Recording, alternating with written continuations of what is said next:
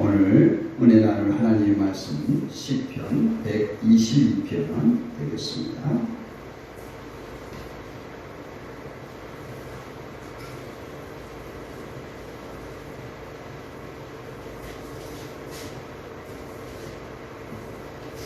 시편 122편 1절 9절 말씀 한 절씩 교독하고 마지막 구절은 같이 읽습니다. 사람이 내게 말하기를 여호와의 집에 올라가자 할 때에 내가 기뻐하였도다. 예루살렘아 너는 잘 짜여진 성읍과 같이 건설되었도다.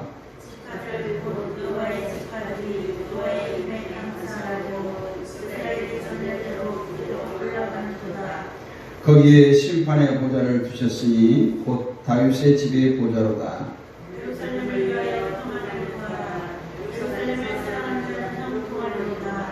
내 성 안에는 평안이 있고 내 공중에는 형통함이 있을지어다.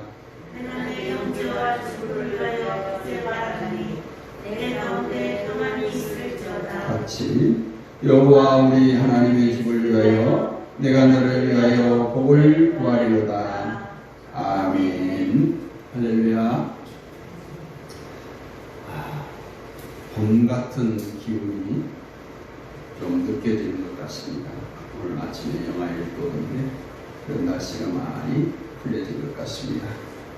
그럼에도 또 이런 환절기가 되면 많은 호흡기 질환이 생기시고 그리고 또 미세먼지가 날씨가 풀림과 동시에 극성을 부리고 있습니다. 마스크를 잘 쓰시고 외출하시고 건강을 잘 지키시기 바랍니다. 우리는 신앙생활을 하면서 성경 속의 인물을 부러워할 때가 있습니다. 아니, 그 인물을 닮고 싶어 할 때가 있죠. 아브라함의 믿음을 닮고 싶을 때가 있습니다. 요셉이 엄청난 고난을 당했지만 하나님께서 함께 하셔서 형통의 축복을 받은 것을 닮고 싶어 합니다. 야곱도 마찬가지로 형을 속이고 부모를 속이고 도망자와 신세가 되었지만 하나님께서 그를 끝까지 붙드셨음을 축복을 누리게 된 야곱을 우리는 닮고 싶습니다. 또 솔로몬의 지혜를 닮고 싶습니다. 사도 바울의 복음에 대한 열정도 닮고 싶습니다. 이처럼 이스라엘 백성들은 자기 민족의 지도자였던 아브라함, 모세, 다윗을 존경합니다. 그래서 그들은 그 조상들이 해왔던 전례, 전통을 지키려고 애를 씁니다. 오늘 우리가 읽은 본문 역시 이스라엘의 전례대로 다윗이 성전에 올라가는 일을 행하였던 것을 볼 수가 있습니다. 본문에 나온 예루살렘이나 또 여호와의 집으로 표현된 것은 오늘날로 보면 교회를 의미합니다. 오늘 본문을 관찰해 보면 여호와의 집에 올라가자라는 표현을 하고 있어요. 또 이 말씀을 우리가 주의 깊게 생각해 봐야 됩니다.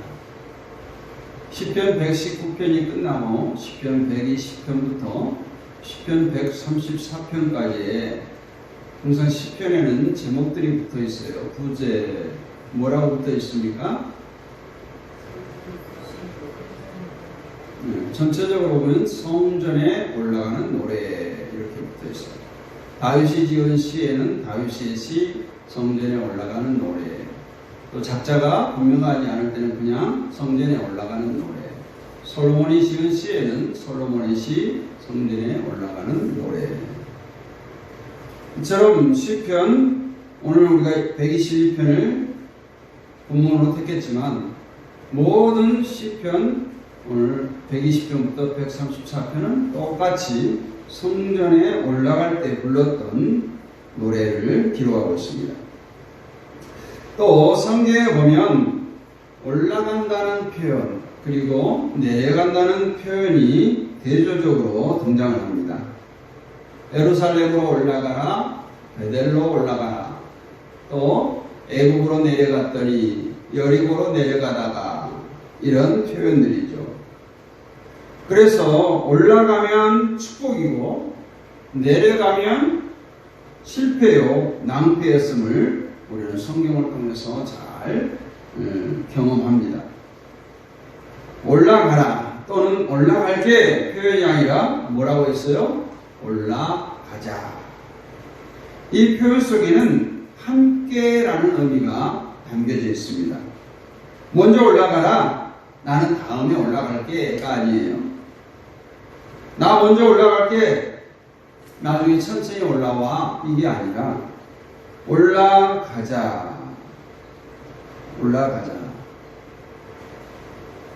그러면서 뭐라고 말해요? 발이 성문 안에 있다. 이 표현 역시 늘 교회 안에 머물러 있었다라는 것입니다. 또 여호와의 이름에 감사했다는 것은 무엇이에요? 여기서 감사는 제사요, 예배를 말하고 있습니다. 이 말을 종합적으로 보면 전례대로 늘 성전에 머물렀고 감사했다. 다시 말해서 규칙적인 예배를 드리기 위해서 늘 성전에 올라갔다라는 얘기입니다. 그랬더니 하나님께서 기뻐하시고 형통케 하셨다 하는 것이 오늘 본문의 내용입니다. 예루살렘을 위해서 평안을 구하는 사람은 반드시 형통하게 된다. 이것을 보면 우리가 예루살렘의 번영, 예루살렘의 발전을 위해서 기도하라는 권면 같습니다. 오늘날 성도들에게 예수 그리스도를 통해 세워진 교회를 번영케 하기 위해서 하나님 나라 확장을 위해서 힘쓰라는 뜻으로 해석할 수가 있겠습니다. 우리가 주님의 교회의 안녕을 위해서 힘쓰고 이 땅에서 주의 뜻을 펼칠 때 평안이 있고 하나님께서 형통의 축복을 허락하실 줄로 믿습니다. 그래서 주님의 교회는 헌신된 자의 삶을 통해서 교회는 평안이 든든히 세워져 가고 또 그와 같이 섬기는 자들은 형통의 축복을 받게 됩니다. 또 시인은 자기의 형제와 친구들을 위해서 평강을 빌었습니다.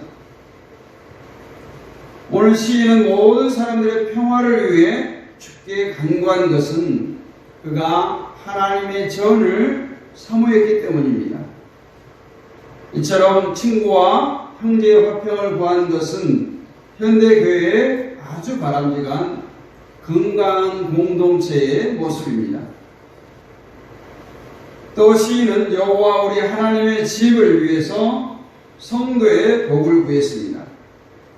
당시에 하나님의 집은 여호와의 법궤가 안치된 성막을 뜻합니다. 하나님께서 다윗이 세운 성막을 주의 거처로 삼으신 것은 출애굽시 모세의 장막에 거하신 것, 또 솔로몬의 전에 거했던 것 똑같은 사실이에요. 예나 지금이나 우리 인생에 있어서 구원의 여부는 가장 절박한 인생의 문제입니다. 그래서 구원을 실천하는 장소인 그리스도의 몸된 전, 성막, 성전에 대해서 우리가 관심을 갖고 거기에 늘 머물기를 힘써야 합니다. 그래서 사도 바울은 그리스도의 몸된 교회를 위한 수고를 아끼지 말아달라고 골로새서 1장 24절 25절에서 이렇게 당부합니다. 나는 이제 너희를 위하여 받은 괴로움을 기뻐하고 그리스도의 남은 고난을 그의 몸된 교회를 위하여 내 육체에 채우노라. 내가 교회의 일꾼 된 것은 하나님이 너희를 위하여 내게 주신 직분을 따라 하나님의 말씀을 이루려 함이니라. 사도 바울이 많은 고난을 당했지만 결국 몸된 교회를 위한 하나님의 놀라우신 섭리였음을 골로새 교인들에게 선포하고 편지를 하고 있는 것입니다. 이 말을 다 요약하면 교회를 사랑하는 것이 곧 하나님을 사랑하는 것이다, 이런 말씀이 되겠죠. 이제 본문에 다윗의 모습을 보고 우리의 자신의 신앙을 점검해 보면서 은혜를 나누고자 합니다. 첫 번째, 다윗은 여호와의 집에 가는 것을 기뻐했다라고 1절에서 말씀하고 있죠. 오늘 여러분 교회에 나오면서 정말 기쁨으로 달려 나오셨습니까? 여호와의 집에 발이 머물렀다 하는 것은 늘 교회에서 살았다는 거예요. 이와 같이 교회에 열심히 나온 사람을 하나님이 기뻐하십니다. 여러분, 교회에 나오는 것이 큰 복인 줄 알아야 돼요.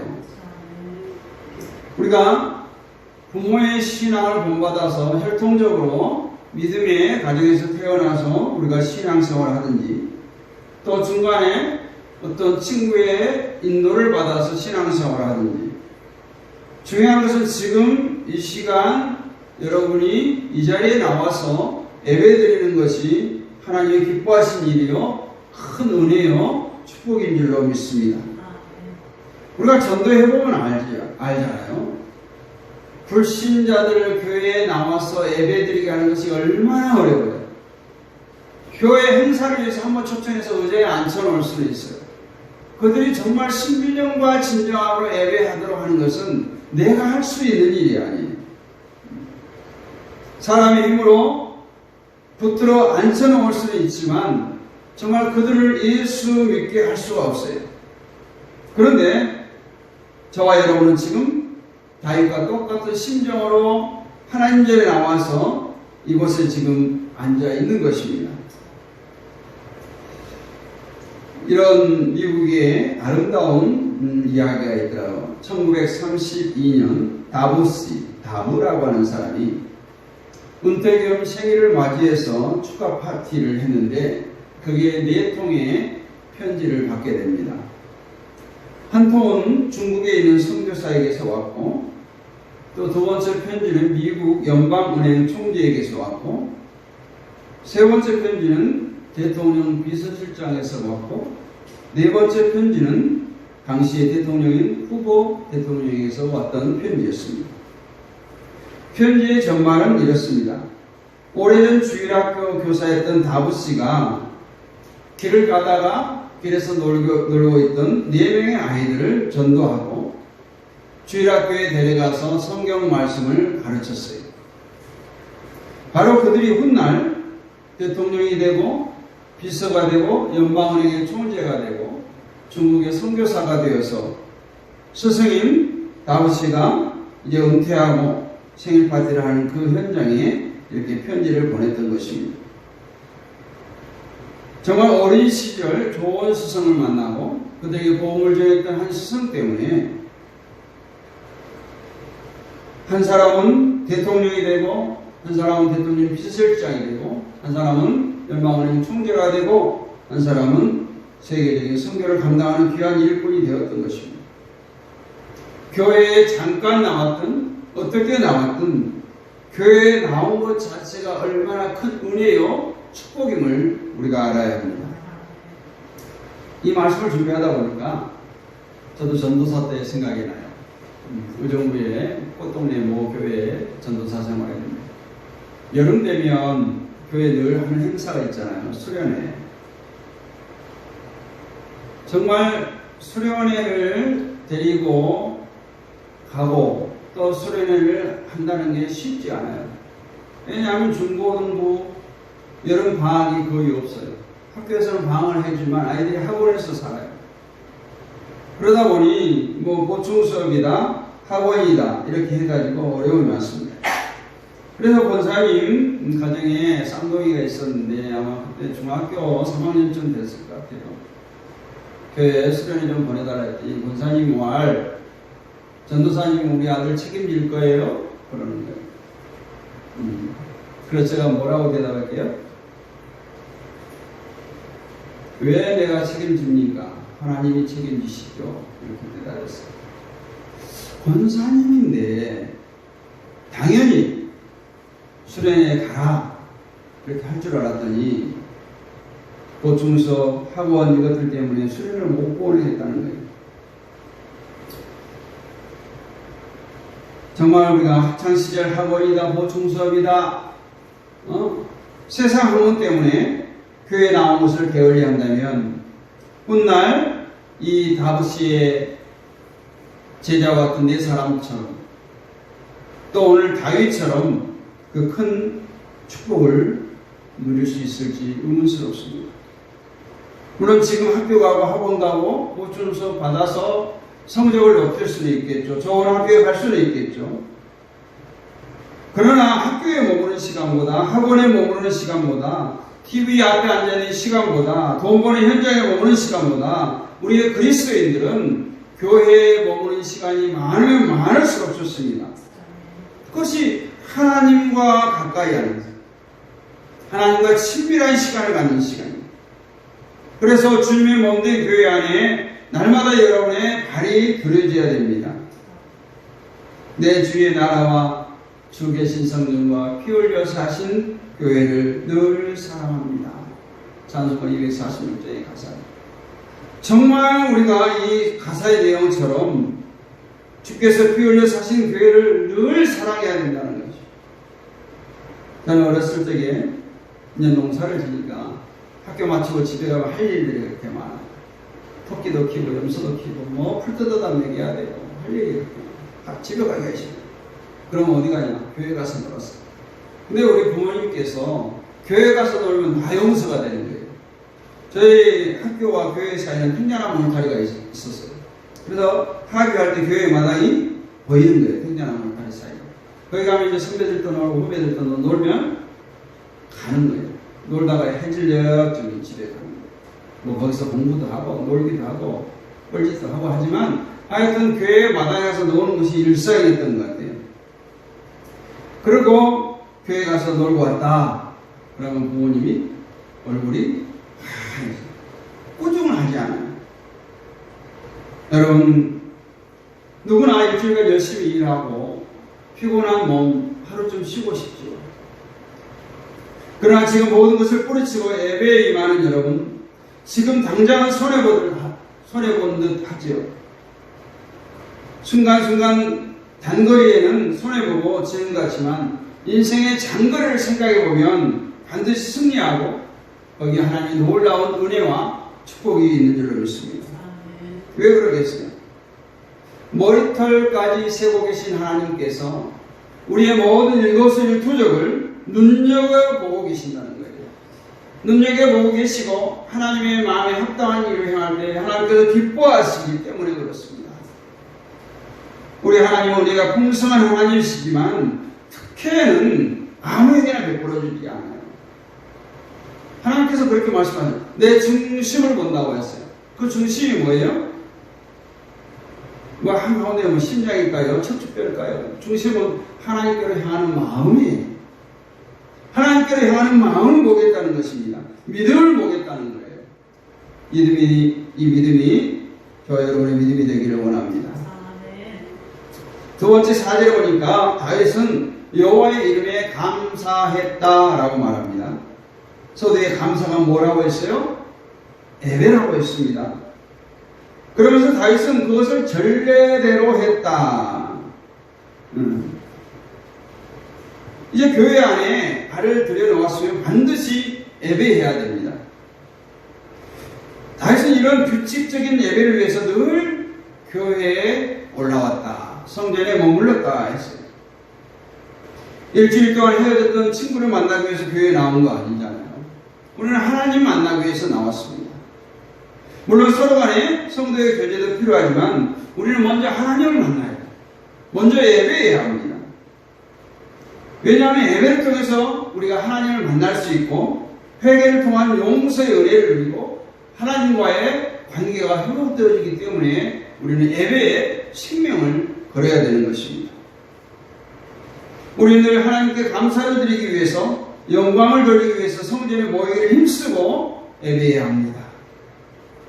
요즘 많은 교회들이 예배를 좀 경홀히 여기는 경우가 있습니다. 이스라엘이 전례대로 예배했던 것처럼 그렇게 하지 못하고 있습니다.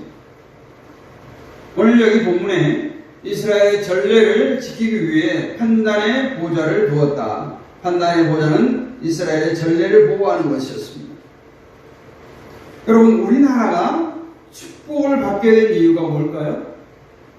뭐 정치를 잘해서 복을 받았습니까? 저는 그렇게 생각합니다. 예배가 살아있기 때문에 우리가 복을 받았다 생각해요. 명심해야 돼요. 예배가 살면 교회가 살고, 교회가 살면 나라가 살아납니다. 지금 많이 간소화되었지만 예전에는 주일 예배, 주일 찬양 예배, 수요 예배, 금요 예배, 새벽 기도회, 구역 예배, 가정 예배. 보통 이것을 우리 교회들이 7대 예배다 이렇게 말했어요. 아무리 시대가 변했다고 하지만 지금의 예배는 너무 간소화됐어요. 그리고 예배 시간 자체가 줄어들었어요.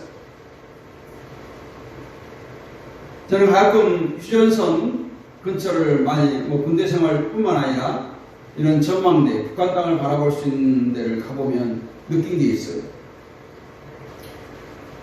북한 땅을 바라보면 군사분계선 북쪽과 남쪽의 산, 자연 환경이 완전히 달라요. 남쪽은 정말 정글과 같아요. 비무장지대니까 사람 손이 못 미치니까 정글과 같잖아요. 근데 북한은 군사분계선까지 그냥 황무지가 돼 있어요. 나무 숲이 없어요. 또 남북한을 비교해 보면 어찌 되었든지 북한은 예배가 중단되어지고 우리 남한의 예배가 계속되어지고 있습니다. 그 결과 남북 간의 차이는 숫자적으로 나열하지 않아도 엄청난 차이가 있습니다. 거기에 하나님의 진노를 우리가 찾아볼 수 있어요. 인간이 죄를 범했을 때 가장 먼저 구약에 보면 땅이 저주를 받습니다. 아담과 하와가 죄를 지었을 때 땅이 저주를 받았어요. 가시덤불이 우거졌어요. 북녘의 생활을 봐요. 애초에 하나님께서 주신 천연적인 자원은 북한이 훨씬 더 풍족했습니다. 남북이 분단된 당시에는 오히려 북한이 훨씬 더 여유로웠다고 해요. 그러나 지금은 어떻습니까? 첫 번째는 홍수, 가뭄, 기근, 자연재해가 북한에 끊이질 않습니다. 많은 사람들이 굶주리고 있어요. 우리 쪽은 어떻습니까? 풍성합니다. 왜 그런다고 했어요? 예배 때문에 그래요. 근데 이 문제는 너무 풍족해서 우리는 또 죄를 행합니다. 그래서 하나님께서는 이 죄악됨을 깨닫게 해주시려고 여러 방편으로 채찍질하세요. 오늘 우리가 누리는 이 풍요함이, 이 행복이 예배의 계속된 결과인 줄로 믿으시기를 바랍니다. 세계 역사 속에서 나타나는 하나님의 섭리예요. 기독교 국가, 하나님을 섬기는 백성이, 예배하는 민족이 망하는 거 보셨어요? 정말 작은 나라일지라도 하나님께서 그 나라를 지켜주시고 축복해 주십니다. 우리는 세계 역사상 유례없는 코로나 팬데믹으로 인해서 엄청난 체험을 했습니다. 그동안 마음껏 모여서 예배드리고 목청껏 통성기도하고 찬송하는 것이 얼마나 큰 은혜요 축복인 일로 깨닫게 된 거예요. 그런데 이 코로나로 인해서 그 예배가 깨져버린 거예요. 아니, 어찌 보면 우리 마음들이 깨진 겁니다. 이제 그 깨진 마음들이 모아져야 됩니다. 그 깨진 예배가 회복되어야 됩니다. 우리들 행사냐 교회냐, 일이냐 예배냐, TV냐 예배냐 고민하고 갈등할 때가 많습니다. 이거는 초보적인 갈등이에요. 그처럼 어리석은 일이 없어요. 성경에 보면 모세와 대면했던 하나님이 등장합니다. 하나님은 이처럼 주임에 나와서 대면하는 자를, 대면하는 예배자를 찾으십니다. 왜요? 은혜 베푸시기 위해서 찾으세요. 축복해 주시기 위해서 찾으십니다. 믿습니까? 믿은 대로 되기를 원합니다.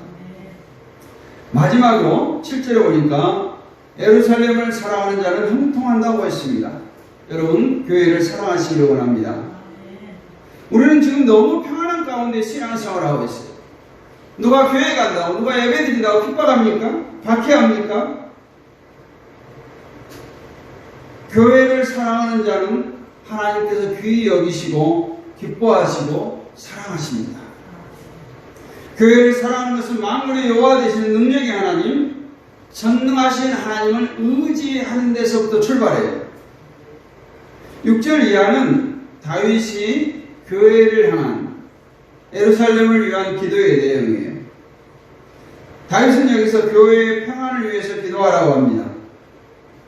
성도의 교통하심과 하나님의 명령을 위해서 기도합니다. 우리는 하나님을 향한 강력한 믿음 없이 기도할 수 없고, 하나님을 향한 강력한 믿음 없이 우리는 예배할 수가 없어요. 세상이 많이 바뀌었습니다. 이제 코로나 이후에 보니까 온라인 예배도 당연히 병행하는 것으로 모든 교회들이 온라인 예배를 같이 드리고 있어요. 물론 실시간 예배를 통해서 피치 못해서 교회라고 하는 공간에 못 나온 성도들을 위해서 필요한 것이에요. 처음에 코로나 팬데믹 때 인원 통제를 하다 보니까 줌이라는 것을 통해서 마주보고 예배를 드렸어요. 지금 그걸 하지 않아요. 그냥 유튜브나 자기 채널을 가지고 보이지 않게 그냥 예배합니다. 귀로만 듣는 거죠. 그러다 보니까 어떻게 돼요? 일하다가 그냥 밥 먹다가 누워있다가 그대로 예배 드리는 거예요. 이런 현상들이 무엇일까? 지금 이래도 될까 하는 의구심이 드는 것은 무엇일까? 어느 시대나 하느님과 하나님의 싸움이에요. 범실로 아니면 예배 같은데 예배 같지 않는, 우리는 유일하신 하나님을 확실히 붙들어야 됩니다. 진리에 바로 서야 합니다. 그럴 때 우리는 교회를 사랑할 수가 있어요. 그때 하나님께서는 우리를 지키시고 우리의 삶에 직접 찾아오셔서 우리들을 바른 길로 인도해 주십니다. 본문에 나타난 말씀대로 예루살렘을 사랑하는 자는 형통한다고 했어요. 그렇습니다. 주님의 핏값으로 사신받은 성전인 교회를 사랑하는 자는 형통하는 것, 이것이 진리예요. 이스라엘 백성들은 늘 예루살렘 중심의 삶을 살려고 애썼어요. 물론 이스라엘의 민족들이 다 예루살렘 성 안에 기거할 수는 없어요.